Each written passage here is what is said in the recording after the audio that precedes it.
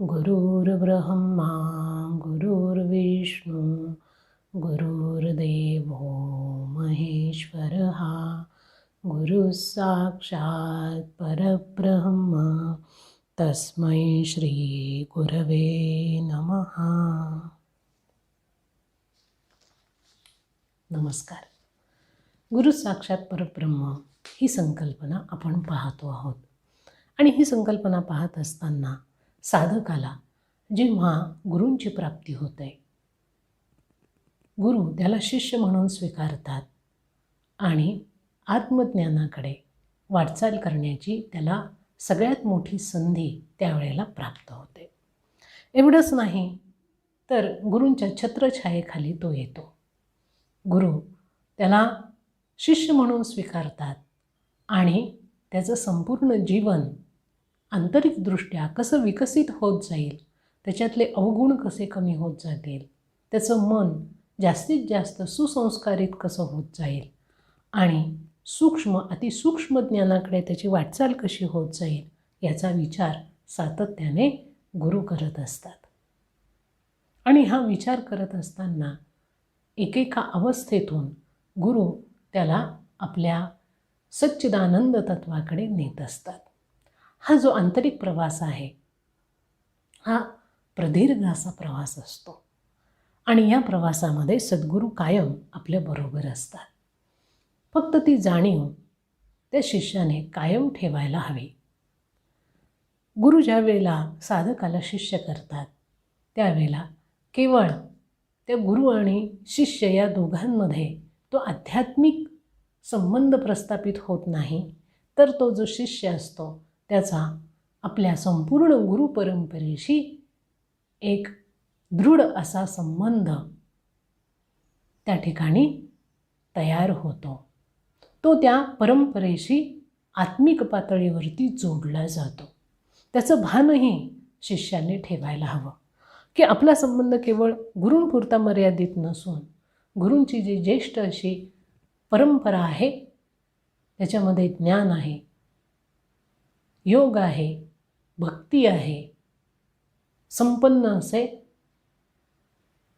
पुरुष त्याच्यामध्ये होऊन गेलेले आहेत आणि त्यांच्या कृपेमुळेच, त्यांच्या आशीर्वादामुळेच ते ज्ञान आपल्यापर्यंत येऊन पोहोचतं आहे. हे सुद्धा त्या शिष्याने लक्षात घ्यायला हवं. आणि म्हणून हा जो काही गुरु शिष्य यांचा संबंध ज्या गोष्टींनी जोडला जातो ती दीक्षा ही अत्यंत महत्त्वाची आहे. मग दीक्षेचे सगळे प्रकार थोडक्यात आपण बघितलेले आहेत.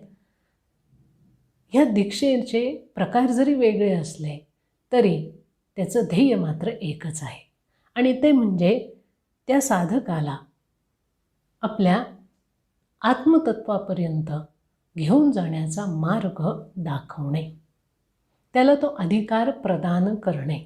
म्हणून दीक्षेमध्ये अधिकार देणे म्हणजे दिलं जातं आणि शिष्याकडून घेतलं जातं.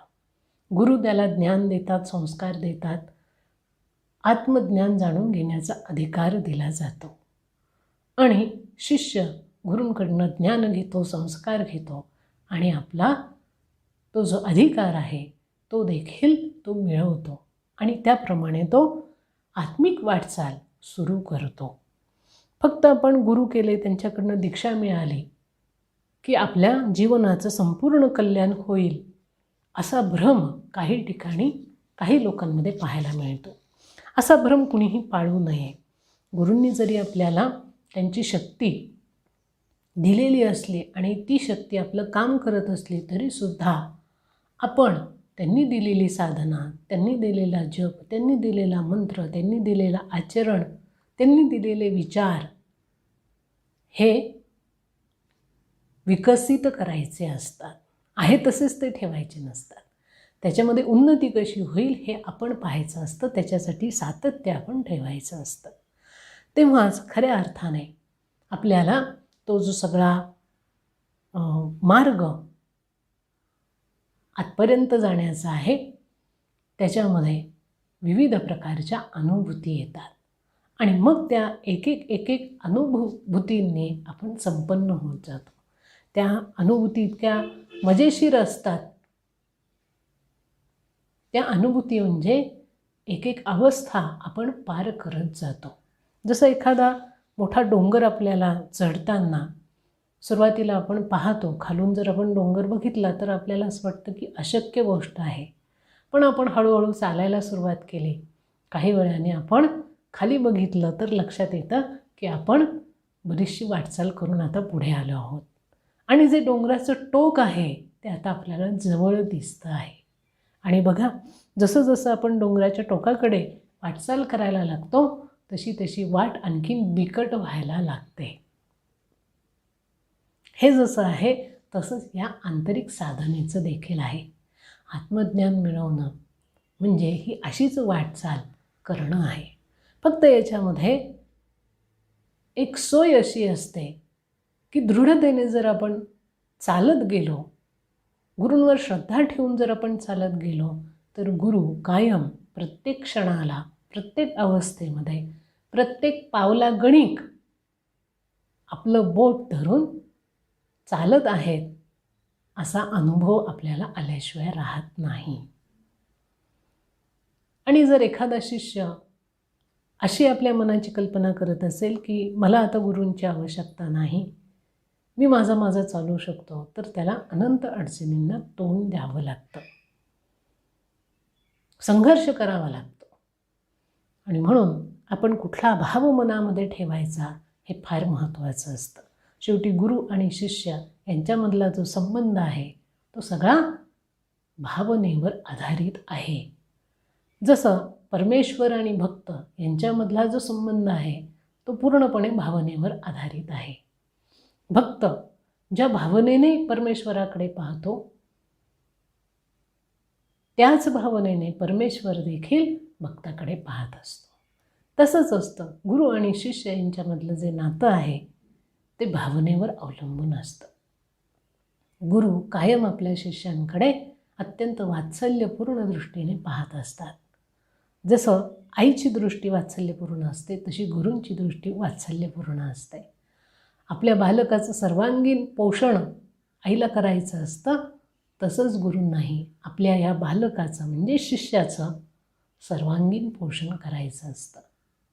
त्याला त्याच्या जीवनामधला सर्वात श्रेष्ठ आत्यंतिक असा आनंद त्यांना मिळवून द्यायचा असतो, ही त्यांची भावना असते.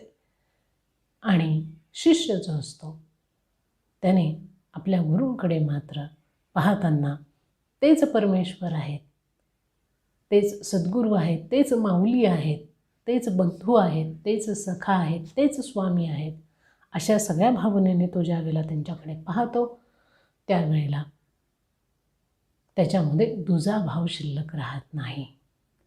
आपलं संपूर्ण मन आणि मनातल्या सगळ्या भावना ज्या वेळेला एकाच ठिकाणी एकवटतात त्यावेळेला त्या एकवटलेल्या भावनांची शक्ती तयार होते आणि त्या शक्तीतून हवं ते साध्य आपल्याला सहजतेने मिळतं. तर म्हणून गुरूंच्या ठिकाणी ज्या वेळेला आपण एकाग्र होतो त्यावेळेला सर्व भावेनं त्यांच्या ठिकाणी समर्पित व्हायचं असतं. तेव्हाच या सगळ्या गोष्टी आपल्याला सहजतेने जमतात. आता पुढचा जो एक भाग आपण पाहणार आहोत की दीक्षा ही जर झाली, दीक्षेतून आपल्याला काय मिळतं तर आपण बघितलं दीक्षेतून सद्गुरू आपल्या अंगी असणारी जी शक्ती आहे, ज्या शक्तीने ते संपन्न असतात, गुरूंच्या अंगी अफाट सामर्थ्य असतं आणि हे जे सामर्थ्य आहे, ही जी शक्ती आहे ती शक्ती ते आपल्या शिष्यामध्ये प्रक्षेपित करत असतात. मग नुसती शक्ती प्रक्षेपित करतात का, तर त्या शक्तीबरोबर ते ज्ञान देखील देत असतात. बघा, आपण सामान्यपणे जे काही जीवन जगतो, व्यावहारिक जीवन जगतो, तर हे जीवन जगत असताना जे आपल्याला ज्ञान मिळतं ते शब्दांच्या माध्यमातून मिळतं. शाळेमध्ये शिक्षक विद्यार्थ्यांना शिकवतात, विविध प्रकारचं ज्ञान देतात. इतिहास आहे, भूगोल आहे, मराठी, हिंदी, इंग्लिश, जे काही त्यांचे विषय असतील त्या विषयांचं जे ज्ञान दिलं जातं ते पुस्तकं असतात आणि ती पुस्तकं वाचून दाखवली जातात, समजून दिली जातात शब्दांच्या माध्यमातून. त्या पुस्तकांमध्ये असणारं ज्ञान शिक्षक आपल्या विद्यार्थ्यांना देत असतात. किंवा आपण सुद्धा बाहेरच्या जगामध्ये जेव्हा वावरतो त्यावेळेला वेगवेगळ्या विषयांचे तज्ज्ञ लोक आपल्याला भेटतात. त्यावेळेला त्यांच्याशी आपलं जे कम्युनिकेशन होतं, बोलणं होतं, त्याच्यातून आपल्याला ज्ञान प्राप्त होतं. माध्यम काय? तर शब्द हे माध्यम असतात. पण ज्या लोकांना बोलता येत नाही आणि ऐकता येत नाही त्यांना शब्दांचं माध्यम वापरता येत नाही. आता अशी लोक देखील समाजामध्ये असतात की ज्यांना बोलता येत नाही, ऐकता येत नाही. मग त्यांना ज्ञान मिळत नाही का? असं होत नाही. बोलता आलं नाही, ऐकता आलं नाही तरी ते काय करतात तर आपले जे ज्ञानेंद्रिय आहेत त्या ज्ञानेंद्रियांना ते चालना देतात. ते लोक डोळ्यांच्या माध्यमातून ज्ञान ग्रहण करतात किंवा जे काही हातवारे केले जातात, जी एक विशिष्ट अशी त्यांची जी लिपी आहे त्या लिपीच्या माध्यमातून ते आपलं ज्ञान जे आहे ते ग्रहण करत असतात. संकेत असतात, त्या संकेतांमधून ज्ञान ग्रहण केलं जातं. म्हणजे त्यावेळेला काय होतं तर ज्ञानेंद्रिय जी आहेत त्या ज्ञानेंद्रियांना चालना दिली जाते आणि अत्यंत सावधपणाने ते समोरच्या व्यक्तीचे जे काही संकेत असतात ते टिपत असतात आणि त्याचा अर्थ लावत असतात. म्हणजे या ठिकाणी त्यांची सजगता, सावधानता ही फार महत्त्वाची असते किंवा ती जास्त असते असं आपण म्हणूया. म्हणजे आपण काही वेळेला समोरची व्यक्ती जर बोलत असेल आणि आपलं जर लक्ष त्या ठिकाणी नसेल तर नुसते शब्द आपल्या कानावर पडतात आणि त्यांनी जे काही सांगितलेलं आहे ते ज्ञान आपल्या मेंदूकडून घेतलं जात नाही, कारण लक्ष त्या ठिकाणी नाही. पण ज्या वेळेला शब्द हे माध्यम नसतं आणि केवळ डोळे हे माध्यम असतात त्यावेळेला मात्र ही सजगता, सावधानता ही त्या ठिकाणी अगदी पुरेपूर असते. मग माणसामध्ये ही जी सावधानता आहे, सजगता आहे, हा त्याचा अत्यंत महत्त्वाचा असा गुण मानला जातो. आणि ही सावधानता आपले जे बाह्य इंद्रिय आहेत, बाह्य माध्यमं आहेत ज्ञान घेण्याचे, त्यांच्यापेक्षा अत्यंत व्यापक, श्रेष्ठ असा गुण आहे. आता ही जी सजगता असते, सावधानता असते, ही कुठे असते तर ही आपल्या मनाच्या ठिकाणी असते. आपलं मन सावध आहे आणि बेसावध आहे असं आपण म्हणतो. म्हणजे डोळे जरी एखादी वस्तू बघत असतील आणि मन जर त्या ठिकाणी नसेल तर त्या वस्तूचं आकलन आपल्याला होत नाही, हे आपल्या अनुभवाला येतं. किंवा एखाद्या वेळेला असंही होतं की आपलं मन एखाद्या गोष्टीकडे लागलेलं आहे पण डोळे तिथे जाऊ शकत नाहीत, पोहोचू शकत नाहीत. केवळ मनाची तंद्री, केवळ मनाची एकाग्रता जर आपण त्या ठिकाणी साधू शकलो तर आपल्याला त्या गोष्टीचं आकलन व्हायला लागतं. त्या गोष्टीतले बारकावे जे आहेत ते आपल्याला कळायला लागतात. ही जी सजगता आहे, ही जी सावधानता आहे, ही मनाचा गुणधर्म आहे. आणि हा गुणधर्म गुरु आणि शिष्य यांच्यामधला जो संबंध आहे त्याच्यामध्ये फार महत्त्वाची भूमिका निभावत असतो. तो कसा तर गुरु जे असतात ते या सजगतेतून आपल्या ठिकाणी असणारं ज्ञान किंवा आपल्याला जे काही सांगायचं आहे ते हजारो मैल लांब असणाऱ्या आपल्या शिष्यापर्यंत पाठवू शकतात. आपण म्हटले की गुरूंची शक्ती ही अफाट असते आणि त्यांनी प्रक्षेपित केलेलं ज्ञान शिष्य जर सजग असेल, सावध असेल तर तो कुठेही आपले गुरु जे असले तरी तिथून त्यांनी पाठवलेलं ज्ञान सहजतेने घेऊ शकतो. त्याच्यामध्ये प्रत्यक्ष संवाद हा होत नाही, हा अप्रत्यक्ष संवाद असतो. मानस पातळीवर केला जाणारा संवाद.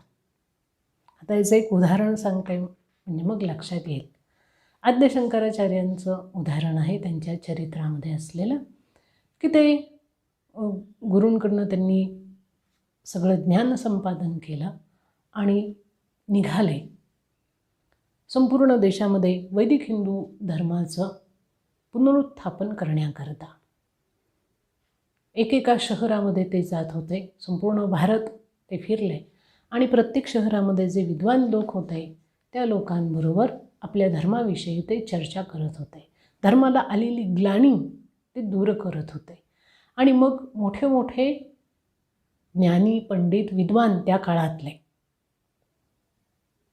ते त्यांचे शिष्य व्हायला लागले. त्यांचं अद्भुत सामर्थ्य आणि त्यांची अत्यंत शुद्ध अशी बुद्धी आणि बुद्धीचं तेज पाहून गंमत अशी झाली की एकदा ते एका नदीच्या किनारी आपल्या शिष्यांबरोबर बसले होते. म्हणजे आता गुरु शंकराचार्य हे गुरूंच्या भूमिकेमध्ये होते. त्यांचं वय अगदी लहान होतं आणि त्यांच्यासमोर बसलेले त्यांचे शिष्य जे आहेत ते वयोवृद्ध होते. दोघंही समोरासमोर बसले. शंकराचार्य एका झाडाचा जो पार होता त्या पारावर बसले आणि खाली शिष्य बसले. नदीच्या किनारी संध्याकाळच्या वेळेला ते बसले. सगळे ध्यानस्थ बसले आणि नदीच्या किनारी एक माणूस लांबून हे सगळं बघत होता. त्यावेळेला त्याला आश्चर्य वाटलं. आश्चर्य दोन गोष्टींचं वाटलं. एक तर पहिली गोष्ट अशी की इथे गुरु वयाने लहान आहेत. अत्यंत कोळे वय त्यांचं आहे. 20-21 नाही, 12-13 वर्षाचे गुरु आणि त्यांच्यासमोर वयोवृद्ध 80-85-90चे लोक शिष्य म्हणून बसलेले आहेत. हे पहिलं आश्चर्य. दुसरं आश्चर्य त्यांनी असं बघितलं की हे सगळे शांत बसलेले आहेत. आपापसामध्ये कोणीही काहीही बोलत नाही, चर्चा करत नाहीत. पण काही काळाने गुरुजी उठले, म्हणजे आद्यशंकराचार्य उठले, त्यांचे शिष्य उठले आणि शिष्यांच्या जिथे काही त्यांना कुठे जायचं होतं त्या ठिकाणी निघून गेले. शंकराचार्य पण आपल्या मोजके शिष्यांसहित पुढे निघून गेले आणि जाताना त्या शिष्यांच्या चेहऱ्यावरती समाधान, पूर्ण आनंद पसरलेला त्या व्यक्तीने बघितला. आणि त्यांनी विचारलं की हे कसं काय शक्य आहे की शिष्य गुरूंच्या समोर बसले आहेत पण कुणीही कोणाशी बोलत नाही, तरीही आपल्या सगळ्या शंकांचं निरसन झाल्यानंतर जे समाधान, जी तृप्तता, जो आनंद शिष्याला मिळतो तो त्याच्या चेहऱ्यावरती दिसतो. आणि तेच त्या व्यक्तीने हेरलं आणि विचारलं. त्यावेळेला त्यांना असं सांगितलं गेलं की या ठिकाणी जो संवाद झाला तो मौनातून झाला. शंकराचार्य त्यांच्या समोर बसले होते. शंकराचार्य कुठल्याही आपल्या शिष्याच्या जवळ गेले नाही. त्या शिष्याला त्यांनी प्रश्न केला नाही शब्दांमधून की काय तुझ्या मनामध्ये विकल्प आहे, कुठली शंका आहे, कुठला प्रश्न आहे, असं त्यांनी विचारलं नाही. तर ध्यानातून स्वतः ते ध्यानस्थ झाले, शिष्यही त्यांचे ध्यानस्थ झाले. ते ध्यानातून प्रत्येक शिष्यापर्यंत गेले आणि प्रत्येक शिष्याच्या मनामध्ये जी काही शंका होती त्या शंकेचं निरसन त्यांनी केलं. आता हा जो काही संवाद आहे हा घडलेला आहे, ही कपोलकल्पित कथा नव्हे. हे आत्ता म्हणजे आपल्या शंकराचार्य होऊन गेले 8व्या शतकामध्ये, तोपर्यंत ह्या सगळ्या गोष्टी होत होत्या, आजही होत असाव्यात. पण आपण त्याच्यापासून खूप लांब आहोत की जिथे प्रत्यक्ष शब्द उच्चारले जात नाही, प्रत्यक्ष संवाद केला जात नाही, अप्रत्यक्षपणे गुरु आपल्या शिष्यांपर्यंत पोहोचतात आणि त्यांच्या मनामध्ये असणारे सगळे शंकांचं निरसन करतात. हे जसं आहे तीच ही संकल्पना आहे की गुरु आपल्या शिष्यापर्यंत जो संदेश ज्ञान पोहोचवायचा आहे तो शिष्य किती लांब असला तरी त्याच्यापर्यंत ते ज्ञान देऊ शकतात. आणि शिष्य देखील आपल्या गुरूंनी पाठवलेलं ज्ञान सहजतेने संपादन करू शकतो. आता हे कसं होतं, हे कसं शक्य आहे, तर ते आपण आता पाहणार आहोत. सामान्यतः आपण जे ज्ञान ग्रहण करतो ते आपल्या इंद्रियांकडनं ग्रहण करतो आणि ग्रहण केलेलं ज्ञान आपल्या मेंदूमध्ये पाठवलं जातं. जे ज्ञान मेंदूमध्ये जातं त्याच्यातलं काही ज्ञान मेंदू ग्रहण करून ठेवतो आणि बाकीचं सगळं काढून टाकतो. जे ज्ञान आपण प्राप्त करतो ते पूर्वी आपण जे विचार केलेले आहेत आणि ज्या काही क्रिया आपण केलेल्या आहेत त्याच्याने ते प्रभावित झालेलं असतं. म्हणजेच आपल्या बुद्धीप्रमाणे आपल्याला त्या ज्ञानाचं आकलन होतं. बुद्धी जर सतेज असेल तर आपल्याला मिळालेलं जे ज्ञान आहे त्याचं परिपूर्ण आकलन होतं. त्याचे सगळे अंग जे असतात त्या आपल्या बुद्धीला कळायला लागतात. पण बुद्धी जर मंद असेल तर प्राप्त झालेलं ज्ञान जे असतं ते अस्पष्ट किंवा धूसर होत जातं. म्हणजे आपण जर शाळेमध्ये एखाद्या क्लासमध्ये एखाद्या वर्गामध्ये जर मुलं बघितली तर एकाच वयाची मुलं असतात ती, पण प्रत्येकाची बौद्धिक क्षमता वेगळी असते. काही मुलांना शिक्षकांनी सांगितलेली गोष्ट चटकन कळते तर काही मुलांना तीच गोष्ट 4 वेळेला सांगितली तरीही कळत नाही. म्हणजे बुद्धी सतेज असणं आणि बुद्धी मंद असणं याच्यामुळे हा फरक आपल्याला जाणवतो. तसंच हे जे काही आत्मिक पातळीवरचं सगळं ज्ञान देणं आणि ज्ञान घेणं हा प्रकार त्याच संदर्भामध्ये असतो, त्याच अवस्थेमध्ये अनुभवायला येतं. मग शिष्याला जर ज्ञान प्राप्त करण्याकरता काय करावं लागतं, आत्मिक ज्ञान प्राप्त करण्याकरता त्याला बुद्धीच्या पलीकडे जावं लागतं. आता पलीकडे जायचं म्हणजे कुठे जायचं, तर बुद्धीच्या पलीकडे जो शुद्ध चेतनेचा स्तर आहे त्या स्तरापर्यंत त्याला पोहोचावं लागतं.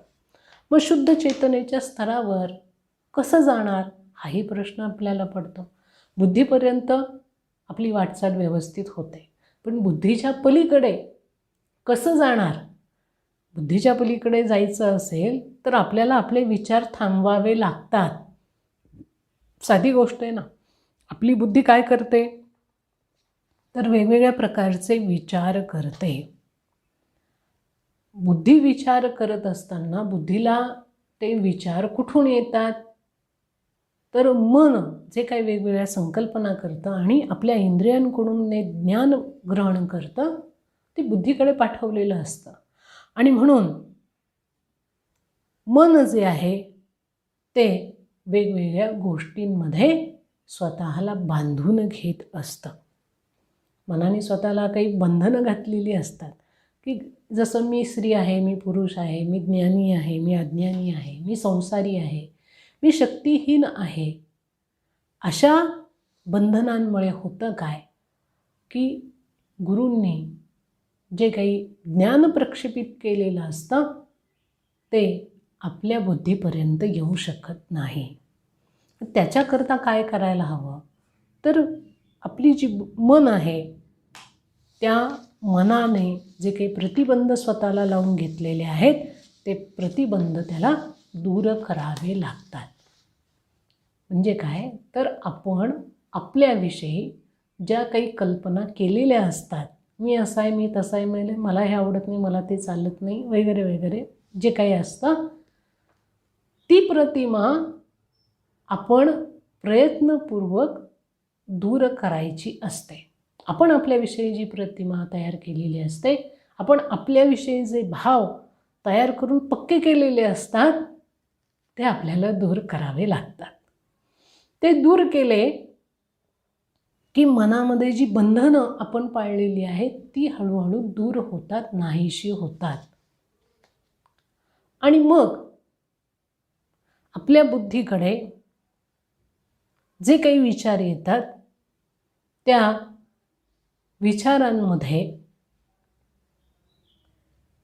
अवरोध निर्माण होत नाही. स्वाभाविक आहे, आपलं मन जर संसारामध्ये किंवा संसारिक गोष्टींमध्ये सातत्याने अडकलेलं असेल तर आपली बुद्धी देखील तेच विचार करते. आपण देहभावाने सगळीकडे बघत असू तर आपली बुद्धीही तशीच विचार करते. जर मनाने हे सगळे प्रतिबंध दूर केले तर आपली बुद्धी ही मोकळी होते. सांसारिक विचारांमधून तुझं माझं माझं तुझं हे जे विचार आहेत याच्या पलीकडे आपल्याला जायचं आहे. आपली जी चेतना आहे त्या चेतनेचा स्तर आपल्याला वाढवावा लागतो. बुद्धीच्या पलीकडे जी चेतना आहे त्या चेतनेपर्यंत आपल्याला पोहोचायचं असतं. आणि म्हणून जो शिष्य असतो त्या शिष्याने जोपर्यंत आपल्या मनाचा प्रतिबंध आणि बुद्धीमध्ये असणारे जे भेद आहेत ते तो प्रयत्नपूर्वक दूर करत नाही तोपर्यंत गुरूंनी प्रक्षेपित केलेलं जे ज्ञान आहे ते त्याला प्राप्त होत नाही. मग आध्यात्मिक जीवनामध्ये शिष्य हा तेव्हाच खऱ्या अर्थाने तयार व्हायला लागतो ज्या वेळेला त्याची प्रज्ञा जागृत होते. आता प्रज्ञा काय आहे तर प्रज्ञा म्हणजे आपली जी बुद्धी आहे त्या बुद्धीचं जे स्थूलत्व आहे ते जसं जसं नाहीसं व्हायला लागतं तशी तशी आपली प्रज्ञा जागृत होते. म्हणजे बुद्धी सूक्ष्म सूक्ष्मतम सूक्ष्मतर वस्तूंचा ज्ञानाचा तत्वाचा वेध घेऊ शकते. तिला म्हणतात प्रज्ञा. आपली बुद्धी स्थूल आहे. स्थूल आहे याचा अर्थ काय की ती फक्त आणि फक्त स्थूलाचाच विचार करते, स्थूलाच्याच विचारामध्ये रमते. त्याच्या पलीकडे जाऊन सूक्ष्म गोष्टींचा वेध आपल्या बुद्धीला घेता येत नाही. बघा आपल्याकडे अगदी आपण कुठे प्रवचनाला गेलो किंवा कोणाचं व्याख्यान ऐकायला गेलो तर व्याख्याता जोपर्यंत आपल्याला आपल्या जीवनाशी निगडीत ज्या गोष्टी आहेत ते सांगतो तोपर्यंत आपल्याला झोप येत नाही. पण ज्या वेळेला तो तत्त्वज्ञानाचा भाग सांगायला लागतो की जो सूक्ष्म असतो तो आपण ऐकायला लागलो की आपल्याला झोप यायला लागते. असं का होतं? कारण आपल्या बुद्धीला केवळ आणि केवळ जड ऐकण्याची सवय असते. जड जगताविषयी तुम्ही किती सांगा आपल्याला झोप लागत नाही. अगदी टी व्ही पाहताना सुद्धा रोजचे व्यवहार किंवा त्यातल्या त्या गोष्टी पाहताना कोणालाच झोप लागत नाही. पण त्या टी व्हीवर जर एखादं प्रवचन ऐकायचं म्हटलं की लगेच झोप यायला लागते. पुस्तक वाचताना कथा कादंबऱ्या वाचतात त्यावेळेला लोक रात्र जागतात. पण तेच तत्त्वज्ञानाचा एखादा ग्रंथ वाचायला घेतला, ज्ञानेश्वरी वगैरे असा जर ग्रंथ घेतला तर 2 पानं वाचल्यानंतर ढाराढोर झोप लागते. इथे संबंध आहे तो बुद्धीचा. बुद्धीचे जडत्व जोपर्यंत नष्ट होत नाही म्हणजेच बुद्धी जोपर्यंत संसारिक गोष्टींचा विचार सोडून देत नाही आणि आपल्या आंतरिक जगताचा विचार करायला प्रवृत्त होत नाही तोपर्यंत प्रज्ञा जागृत होत नाही. आणि जोपर्यंत हे होत नाही तोपर्यंत त्या शिष्याचा उच्च अशी त्याची जी चेतना आहे, चेतनेचा जो उच्च असा स्तर आहे तिथपर्यंत तो जात नाही आणि तिथे अवरोध निर्माण होतो.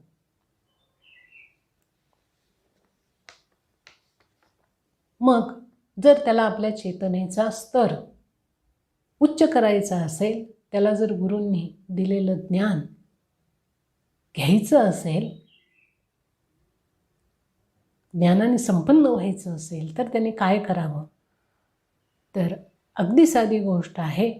आपल्या चेतनेचा स्तर जर वाढवायचा असेल तर गुरूंचं सानिध्यामध्ये त्याने काही काळ राहावं. तसंच आपली चेतनाशक्ती गुरूंच्या चेतनाशक्तीच्या स्तरावर प्रयत्नपूर्वक आणावी. त्याच्यासाठी त्याला प्रयत्न करावा लागतो. म्हणजे व्यवहारातल्या गोष्टी, संसारातल्या गोष्टी या त्याच्याविषयीचं चिंतन त्याने काढून टाकावं आणि आपलं आत्मिक चिंतन त्याने हळूहळू सुरू करावं.